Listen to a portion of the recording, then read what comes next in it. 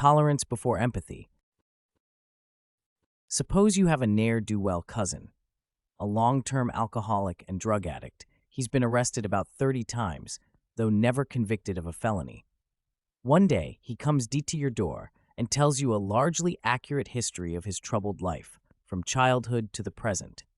He admits that many of his troubles are his own fault and accepts responsibility for them. Then, he hits you up for money, as he's done many times before. How do you react? If you're like most people, you'll feel a blend of frustration, impatience, and pity. Sure, he came from a broken home. Sure, he's had bad luck. But if these were his only problems, he wouldn't need your help. And you've helped him so many times already. Looking at your cousin fills you with sadness, but the thought of bailing him out for the umpteenth time fills you with disgust. Trapped between your conflicting negative emotions, you hesitate long enough for a nosy neighbor to wander over and ask, "What wrong?" Before you can stop him, your cousin repeats his story. The nosy neighbor's face turns red with anger at you. He reads you the riot act. "How can you be so lacking in empathy?" he asks. "You were born on third base, yet you fault your cousin for failing to hit a home run. You sicken me." Should you help your cousin? Reasonable people are likely to disagree, but whatever you decide, your nosy neighbor is plainly and completely out of line. Yes, there are some plausible reasons to say yes to your cousin, but there are also plenty of plausible reasons to say no. It's tempting to ask your neighbor to show some empathy for your awkward position. But what's awful about Mr. Nosy is that he fails to show you something more basic: tolerance. Instead of preaching at you, your neighbor should admit that there are decent arguments on both sides and butt out. At the individual level, I doubt many people will dispute my perspective. Why bring it up? Because in his recent piece on poverty, Nicholas Kristof perfectly plays the part of society's nosy neighbor. After acknowledging the connection between poverty and bad choices, Kristof lashes out at people who oppose a renewed war on poverty for their lack of empathy.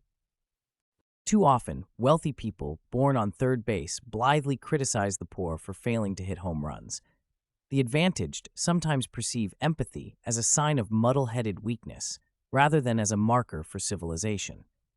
And this crisis in working-class America doesn't get the attention it deserves, perhaps because most of us in the chattering class aren't a part of it. There are steps which could help, including a higher minimum wage, early childhood programs, and a focus on education as an escalator to opportunity. But the essential starting point is empathy. If you had a ne'er-do-well cousin, I'm almost sure Kristof would be a tolerant man. He'd acknowledge the moral complexity of the situation. He'd admit that you might be right to refuse your cousin. Whatever you decided, he'd keep his opinion to himself unless you explicitly requested his counsel. My question: why can't he be equally tolerant of people who say that the crisis in working-class America is not their fault and not their problem? August 19th, 2014. How I love education. When I write about education, I suspect I come off as a Philistine. You might even boil my position down to: students are bored and aren't acquiring job skills, so their education is a waste of time and money. But what about learning for its own sake?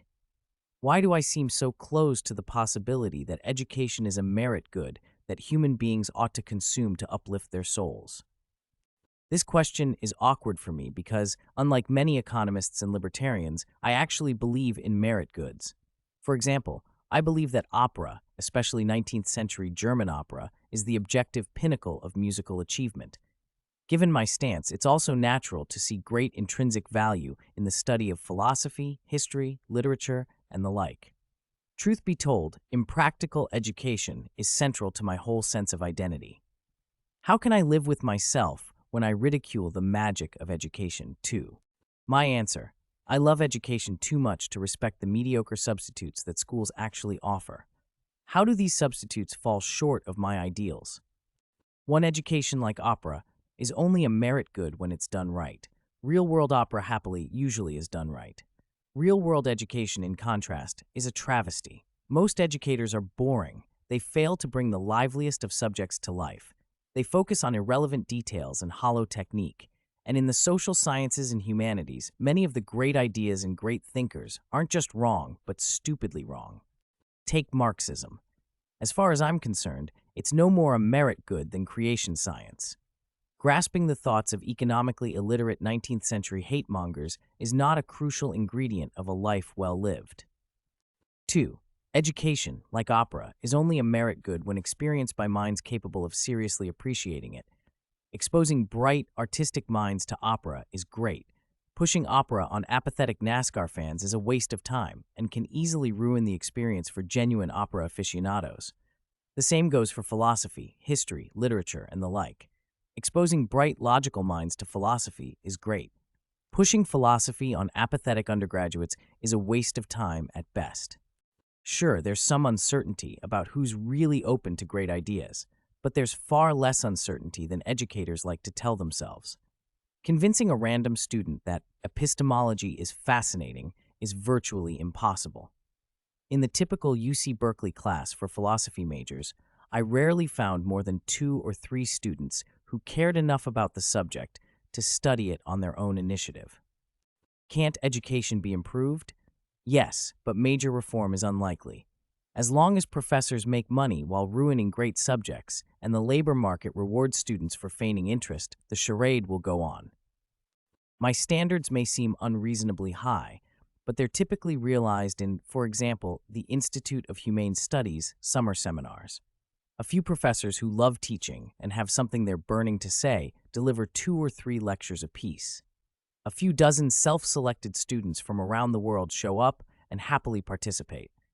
The students receive no academic credit, just a week of learning, sharing, and debating mind-blowing ideas. I love these summer seminars. They're beautiful, they're a merit good, and they bear almost no resemblance to the official coursework students have to endure to get a diploma. July 18, 2012.